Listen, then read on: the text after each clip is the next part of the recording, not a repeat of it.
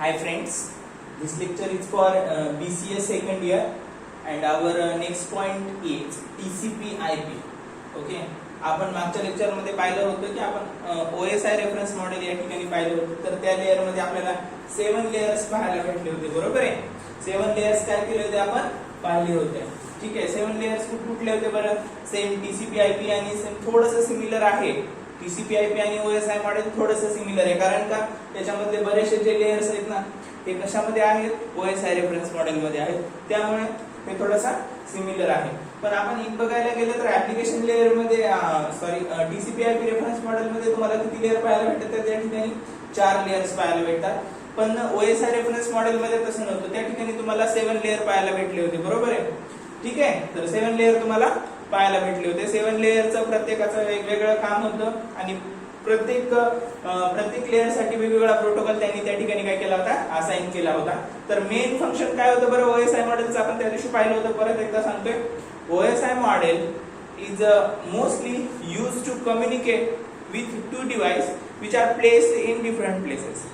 Okay, दोन devices मध्ये communication घडवून आणण्यासाठी, आता हे एक डिव्हाइस आहे आणि हे एक डिव्हाइस आहे, या दोन डिव्हाइस मध्ये जर आपल्याला कम्युनिकेशन घडवून आणायचं असेल तर कम्युनिकेशन घडवून आणण्यासाठी OSI रेफरन्सचा मॉडेल वापर केला जातो. ठीक आहे, तर तुम्ही फिजिकल लेयर मध्ये बघितलं होतं की केबलच्या सहाय्याने दोन डिव्हाइस एकमेकांना कसे कनेक्ट केले जातात. ठीक आहे, मग आज आपल्याला बघायचं आहे या ठिकाणी TCP/IP रेफरन्स मॉडेल. ठीक आहे, तर TCP/IP आणि OSI reference model very important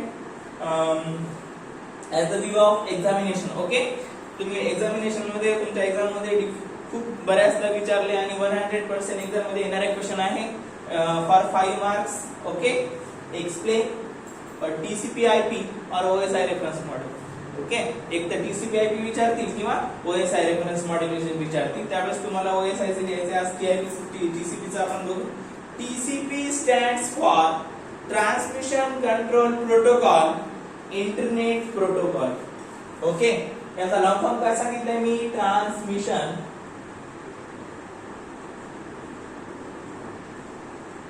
control protocol.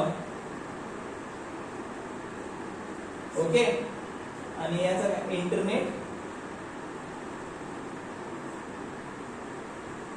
Protocol. Okay, transmission control protocol internet protocol is called as TCP/IP. आता TCP/IP म्हणजे ट्रान्समिशन कंट्रोल प्रोटोकॉल और इंटरनेट प्रोटोकॉल. आता बघा,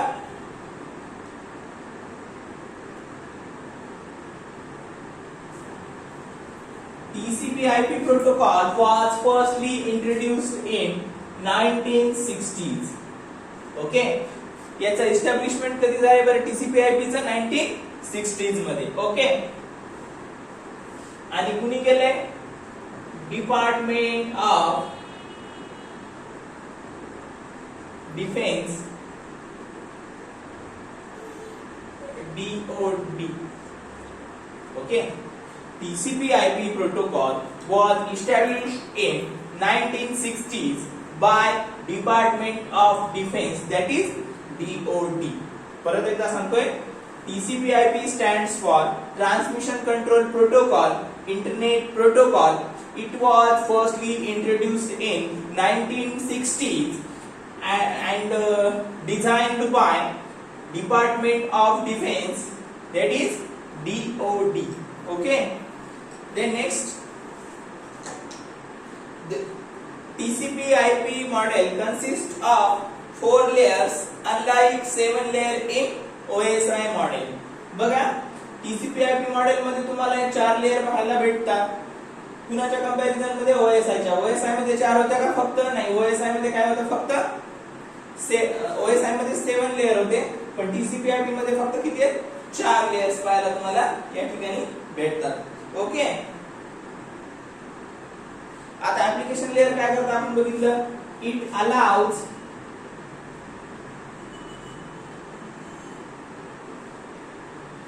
allows access to network resources. Access to network resources. Okay, network resources म्हणजे कुठले असतील बरं? Different टाइपचे नेटवर्क रिसोर्सेस तुम्हाला अलाउ करण्याचं काम कोण करते? ऍप्लिकेशन लेयर करते, बरोबर आहे. फॉर एक्झाम्पल युजर काहीतरी रिक्वेस्ट पाठवतोय कुणाला, एखाद्या वेबसाईटला इथे रिक्वेस्ट पाठवतो आणि रिक्वेस्ट पाठवल्याच्या नंतर तिकडून काय येतो बरं? ऍप्लिकेशन लेयर मध्ये आपण ओएसआय मध्ये बघितलं होतं, रिस्पॉन्स येतो. रिक्वेस्टला रिस्पॉन्स येतो. आता ट्रान्सपोर्ट लेयर मध्ये काय होतं? It provide reliable delivery of message. Okay, transport layer काय करते बरं? TCP/IP रेफरन्स मॉडेल मधलं it provide reliable delivery of message or data. आता रिलायबल डिलिव्हरी मीन्स व्हॉट? विश्वसनीय, बरोबर आहे. ज्या गोष्टी आपण पाठवत असतो तर विश्वासाने एका ठिकाणाहून दुसऱ्या ठिकाणी पाठवत असतो, बरोबर आहे. की मी पाठवल्याच्या नंतर त्या गोष्टी जात असताना रस्त्यात कुठेतरी डॅमेज होऊ नये, हा एक काय असतो? रिलायबिलिटी असते, एक विश्वास असतो, बरोबर आहे ना. मग त्या विश्वासाने आपला डेटा आपण एका ठिकाणाहून दुसऱ्या ठिकाणी पाठवतो. कोणत्या लेयर मध्ये? ट्रान्सपोर्ट लेयर मध्ये. परत एकदा तुम्ही वाचू शकता, it provide reliable delivery of message. Okay, विश्वासाने तुमचा डेटा एका ठिकाणाहून दुसऱ्या ठिकाणी पाठवला जातो. कोणत्या लेयरच्या माध्यमातून? ट्रान्सपोर्ट लेयरच्या माध्यमातून. आता इंटरनेट लेयर आहे, तर इंटरनेट लेयर म्हणजेच काय? Network layer. काय म्हणता येईल याला? Network layer. It transfer